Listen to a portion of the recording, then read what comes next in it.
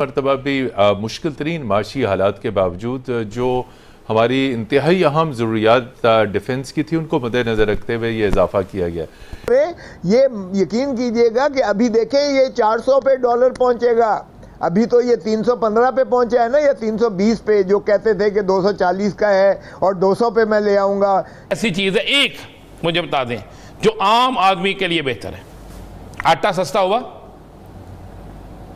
आटा सस्ता जी इवेंट हो रहा है और यकीनन पाकिस्तान पे उसका असर पड़ेगा, खिते पे पड़ेगा, दुनिया पे पड़ेगा।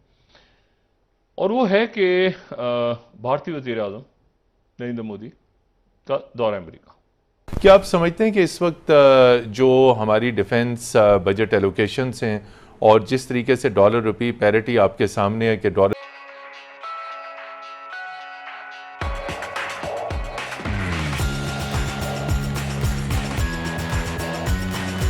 इस वक्त कहाँ तक पहुँच चुका है?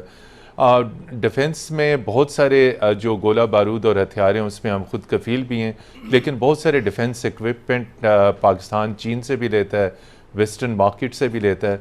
तो वो परचेजेज हमारी, क्या आप समझते हैं इस ये जो डिस्टर्बेंस हुई है डॉलर रुपी पैरिटी की, उसकी वजह से क्या मुतासर हुई है और प्रेशर यकीनी तौर पर डिफेंस बजट पर ही पड़ता है?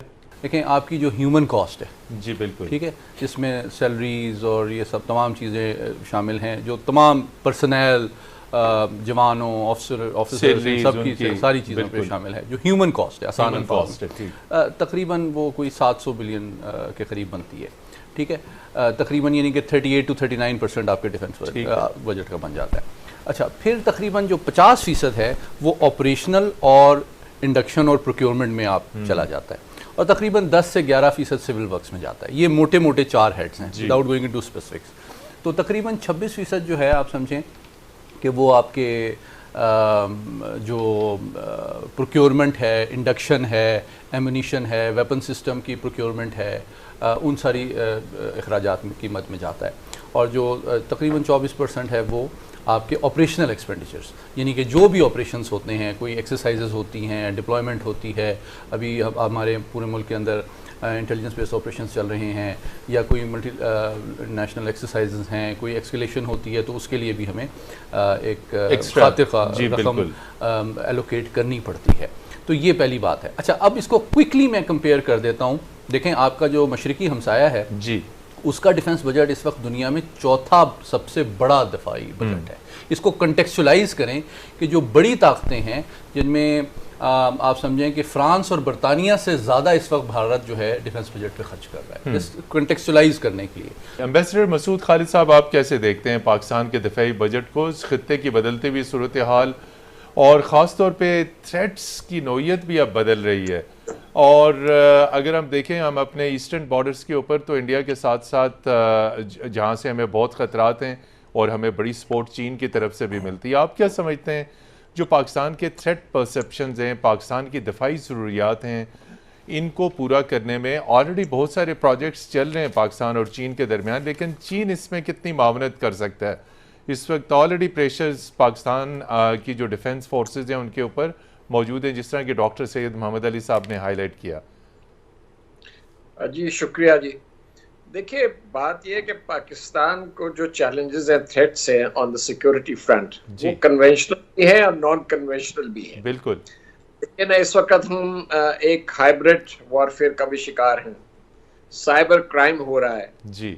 आपके यहाँ जो ये मिलिटेंसी की एक नई लहर जो है वो आई है, तो इंटरनल फ्रंट पे भी हमें चैलेंजेस है, इंटरनल सिक्योरिटी के भी चैलेंजेस है। एक्सटर्नल फ्रंट तो हमारा वोलेटाइल ही रहता है। बिल्कुल। इंडिया के साथ हमारी जो है एक परपेचुअल किस्म की तसलसल के साथ एक ऐसी मुखासमत है कि जिसकी वजह से हमें अपने दिफा का जो है पूरा ख्याल रखना पड़ता है। फिर इसके साथ जो मगरबी हमारा फ्रंट है, Afghanistan, again it's very volatile, uncertain, unstable.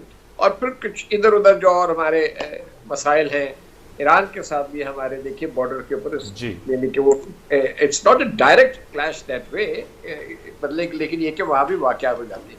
तो इन सारी चीज़ों को अगर आप मद्देनज़र रखें तो इंटरनल एक्सटर्नल एनवायरनमेंट को सामने रखते हुए तो ये ज़ाहिर बात है कि हमने अपने दिफा के ऊपर पैसा तो खर्च करना है। बिल्कुल। और बिल्कुल सही कहा मोहम्मद अली साहब ने कि अगर आप 3 ममालिक का मुवाजना कर ले पाकिस्तान, ईरान और भारत, इस वक्त भारत का जो देखिए, मैं पाकिस्तान आर्म्स रेस में नहीं पड़ सकता इंडिया के साथ, लेकिन हमें इंश्योर करना है कि एक हमारा डिटरेंस हो, conventional as well as strategic.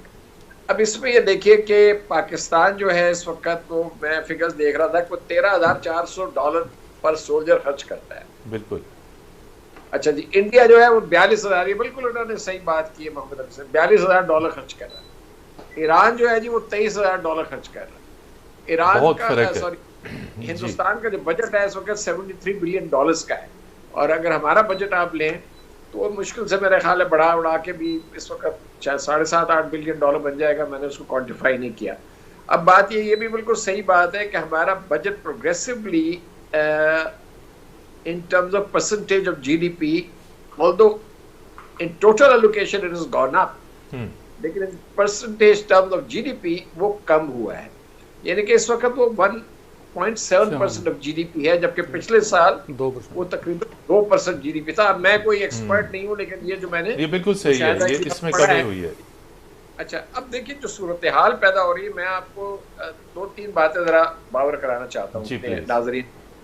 उसमें सबसे अहम बात तो ये है कि जो इस वक्त खित्ते में अमेरिका और भारत का जो स्ट्रेटेजिक नेक्सस है, वो अगर किसी के जहन में ये शक व शुबा है ना कि वो कोई ऐसी चीज़ है जो कोई इमेजिनरी चीज़ है, तो वो बिल्कुल गलत है। अभी पिछले हफ्ते डिफेंस सेक्रेटरी वहाँ गए हुए थे इंडिया, और उन्होंने एक लॉन्ग टर्म मुआहदा डिफेंस इंडस्ट्रियल प्रोडक्शन पे भारत के साथ किया।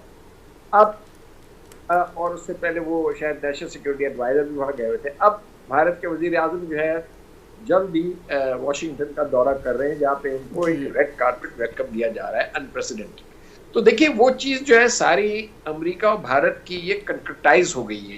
ये सब्जी सस्ती हुई, फल सस्ता हुआ, गोश्त सस्ता हुआ, मेडिसिन सस्ती हुई, एजुकेशन सस्ती हुई, कोई एक चीज़ सस्ती नहीं है। तो फिर आप अवाम में जाके क्या कहेंगे? 3 साल पहले या 4 साल पहले एक हुकूमत थी, ये तो वही बात है, एक बादशाह होता था जनाब, उसने बड़ा जुल्म किया, और भाई अब तो बादशाह आप हैं, अब तो इक़्तिदार आपके पास है। अब 1 दिन नहीं, 2 दिन नहीं, 3 दिन नहीं, 2 बजट पेश कर दिया आपने जो जो कर सकते थे आपने कर दिया। अब इक़्तिदार आपके पास है, बजट आपने पेश किया, चीज़ें आपने सस्ती करनी है, चीज़ें आपने महंगी करनी है। आपने कोई एक चीज़ सस्ती नहीं की। इस दौर में मौत तक महंगी है, जहर की गोली महंगी हो गई है। ये बेचेंगे क्या? मेरा तो ये सवाल है इस इलेक्शन कैंपेन में, ये बेचेंगे क्या?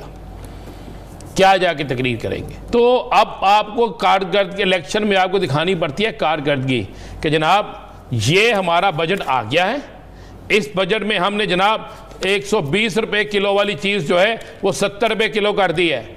जनाब हमने रोटी दोबारा 5 रुपए की ले आए हैं। जनाब हम नान 8 रुपए का ले आए हैं। जनाब हम दूध की कीमत जो है वो 120 रुपए ले आए हैं। जनाब हम चिकन की कीमत जो है वो 300 रुपए ले आए हैं। जनाब हम दाल चना की कीमत जो है 162 रुपए ले आए हैं, जो कि 22 तारीख सर पे खड़ी है और उसकी तैयारियां हो रही हैं। और लॉयड ऑस्टिन अभी सिंगापुर में जो शंग्रीला डायलॉग था, तो उसके बाद इंडिया आए थे। इंडिया ने आने के बाद उनकी डिफेंस डील हुई थी बड़ी, जिसमें वो जेट इंजन्स और सारा बड़ा लंबा चौड़ा टेक्नोलॉजी ट्रांसफ़र और ये सारा हम बात कर चुके हैं पहले। और उसके बाद जैक सुलिवन जो नेशनल सिक्योरिटी एडवाइज़र हैं वो भी आ रहे हैं अगले हफ्ते। लेकिन इस दौरान जो है वो इंडिया की तरफ से एक अच्छा वहाँ पर जो बड़ी स्ट्रॉन्ग कमेटी है जो कि कांग्रेस में, जो कि चाइना से रिलेटेड है, उन्होंने कहा था कि इंडिया को नेटो प्लस बना दिया जाए। नेटो